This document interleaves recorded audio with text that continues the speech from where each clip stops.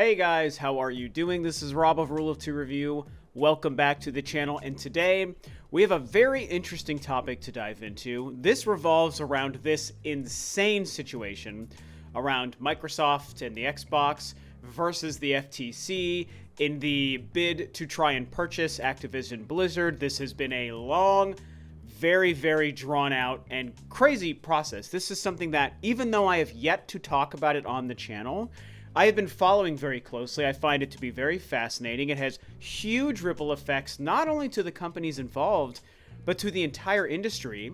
And I've mentioned this before, even though my YouTube channel is 98% focused on Nintendo, I actually do still own and enjoy and play on all of the platforms. I'm a big PlayStation fan.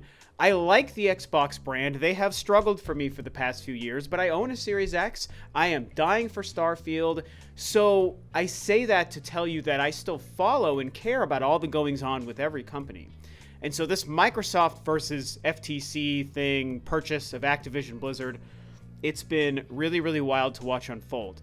Now, the past day or so, there's been some huge news where basically the rulings are starting to side in Microsoft's favor. The CMA in the UK might be showing signs of backing down, so maybe Microsoft's ability to purchase Activision Blizzard might be going through sometime very soon, which is crazy, and I might make a different video about this. I have sides on both sides of the fence about this.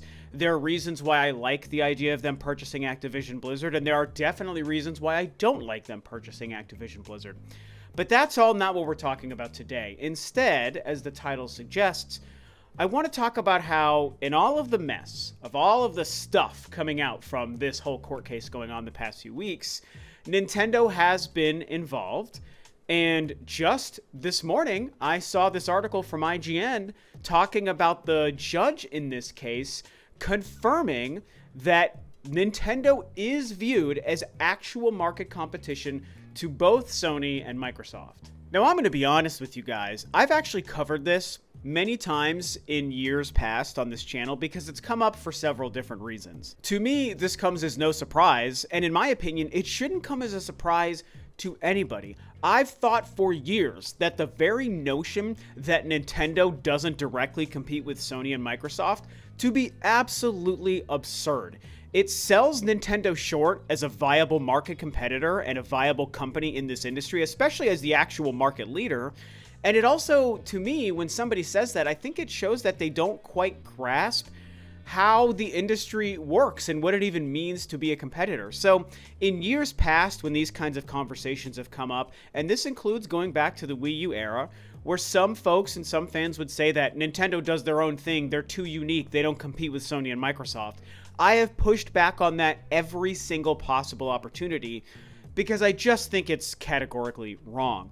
And so what's fascinating about this situation and why I'm talking about this today is that the judge in this case, like I said, literally confirms that they are a competitor to Sony and Microsoft. And so that's why I find this interesting, because I feel like this should have been secondhand knowledge. I don't know why anyone would have ever doubted it, but people have been doubting it for years.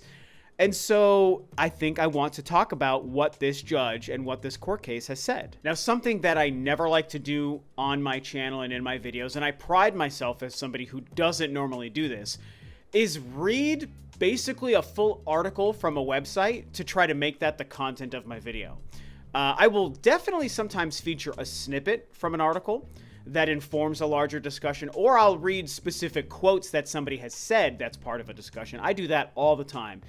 But the idea of reading a full article to make it seem like that's the content of your video, it's not really my thing. However, I'm kind of going to make an exception today, and I'm fully admitting it, because IGN's article on this, there's a couple of paragraphs that are really relevant and kind of spell out what I want to talk about. So I'm not reading 100%, but I'm going to read probably like 80 or 90%, just a couple of quick paragraphs, and then I'm going to discuss my thoughts after. I just wanted to say I normally never do this, but today I think it actually makes a difference. So here's some of what IGN wrote up and what they're saying about the results of what the judge has actually said about Nintendo competing with these companies. Even though much of the focus was on Sony and obviously Xbox, Nintendo was dragged into the fight in day 2 of the trial, with the FTC arguing that the Switch is very different than the current gen Xbox and PlayStation consoles.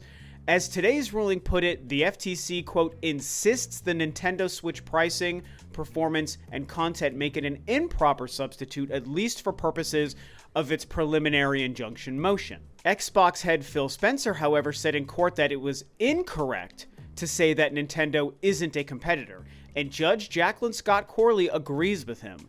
While acknowledging that the Series X and PlayStation 5 are both a couple of $100 more expensive than the Switch, the ruling caveats that Xbox set the price of its entry-level Series S to compete with the Switch.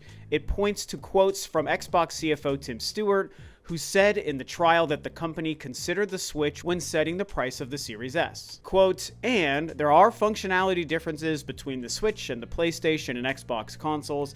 The Switch is portable and it has its own screen and less powerful hardware, the ruling continues. However, neither the FTC nor its expert consider the extent to which the Switch's differentiated features, including its price, portability, and battery, are factors the customer balances when deciding which console to purchase. The court also acknowledges that there are obvious content differences between Switch and PlayStation, but adds that many of the most popular PlayStation and Xbox games are also available on the Switch, citing Fortnite, Minecraft, Rocket League, Lego Star Wars, Fall Guys, and the FIFA, MLB The Show, and NBA 2K franchises. So, there is a lot to take away from that. Very packed amount of information, a lot of legal jargon and mumbo-jumbo being thrown around, but I think we can probably follow the general gist of what's happening and what's being said by the judge in this case. And I love this, man. I love what she said. I love what IGN wrote about this, and I love the breakdown and the result of this, because one of the main points I've made in years past when discussing this and claiming why I believe without a shadow of a doubt Nintendo competes with Sony and Microsoft and vice versa is the fact that you can play a ton of the same games on all platforms. Sure, you can dissect the kind of macro differences where PlayStation and Xbox are traditional consoles that just plug into your TV, whereas the Switch is a hybrid console that plugs into your TV but also is a separate device, and it can be taken on the go, and it has its own screen and own battery built in. So yeah, those are those big differences that make the Switch and Nintendo's console unique to Sony and Microsoft. But at the same time, and this is something I used to say years ago when talking about this, they all play in the same sandbox. They're video game consoles in the video game industry that play video games. And sure, as pointed out, Nintendo has some unique content to it, but then again, so does Sony and Microsoft. Just because Nintendo has more unique first-party IPs, and even you could argue generally more successful ones, Sony has God of War and The Last of Us and Uncharted and, you know, plenty of others, Ratchet and Clank, Ghost of Tsushima, whatever. Microsoft has Forza and Halo and Gears of War and, I don't know, the Flight Simulator and a couple of things. So they all have their own unique franchises. So that, to me, rules that one out as a distinguishing factor anyway.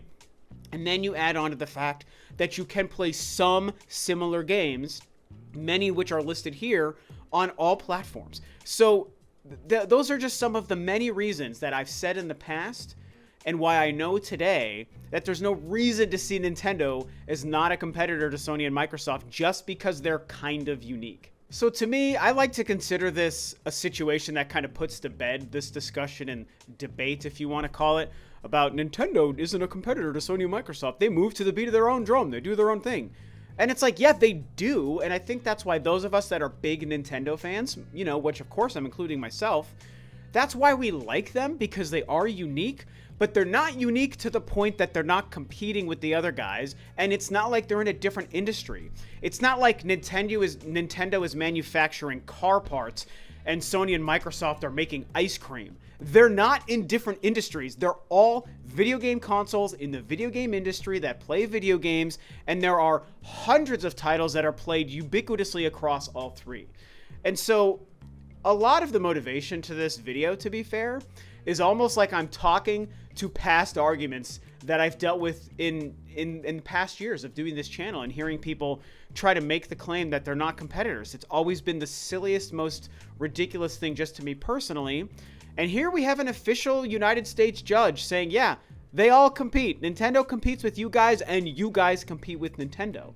And so what's fascinating about this, to talk about the bigger picture here, is how Nintendo and this entire situation feeds into Microsoft versus the FTC, right? Because now we're in a situation where legally, because of this judge's ruling, Nintendo being a competitor to Sony and Microsoft, and Nintendo being the #1 market leader, the best and most successful company currently out there, selling the most units, making the most amount of profit, definitely not flat out revenue, but probably profit percentage, all working out in Nintendo's favor. This kind of stuff actually strengthens Microsoft's case, because it's not just about Microsoft versus Sony, and so Microsoft owning Activision Blizzard hurts Sony, and then it becomes straight up competition to Sony. It's about a larger industry with multiple key players and competitors, and the more you can spread the wealth of competition, the better case it makes for Microsoft to be able to purchase this huge company, Activision Blizzard. And like I said again, I don't want to get too much into this, why there are things I like and things I don't like about that. Surface level, I'll say I like the fact that, I'm not opposed to mergers as a general rule, but I think that there are exceptions where it's too much or it's too big of a company. So Microsoft has struggled to have good exclusive content for years. And so, they bought Bethesda, and so, okay, Bethesda games are now Microsoft's. Buying Activision means, okay, you're going to have some of the biggest, franchises that are exclusive to you, or at least make money off of them.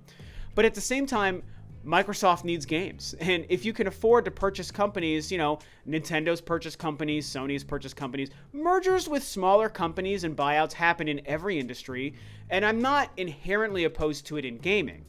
But at the same time, solely because of the size of Activision and the franchises that they own, Activision and Blizzard, and the franchises that they own, compounded by the fact that Microsoft purchased Bethesda only a few years ago, this is a situation where it crosses a line to me, a line that I personally have, where it's too much under one umbrella. At some point, too big of companies, too high profile of franchises, all owned under one umbrella. You just purchased Bethesda. Do you need Activision too? You're buying your success. You're not earning your success. So it's like, at the end of the day, competition is competition, and purchasing and merging companies, that happens in a lot of industries. And so I get it, but it's like, really? You need Activision too? Like, come on, man. But you know what? However this plays out, I kind of don't even really care, simply because I'm somebody who's always going to own all the platforms. And so that's just my personal take on it. And so anyway, probably not much more to say about this now, unless I wanted to go down more rabbit holes, because there's so much to unpack here. But I just really liked how this turned out. This gave me a great talking point with a judge officially, legally confirming, yeah, Nintendo competes with you and you compete with Nintendo. Duh. To me, just add a big, fat, stinking duh at the end of this, because it's been obvious to me since forever. And any debate to the contrary, I always thought was just absurd, and I wrote it off as silly. Even though I made some videos talking about it in years past, they all compete with each other, and now we have someone officially saying it. So this is interesting. Curious to know what you guys think about this, and so that's about it.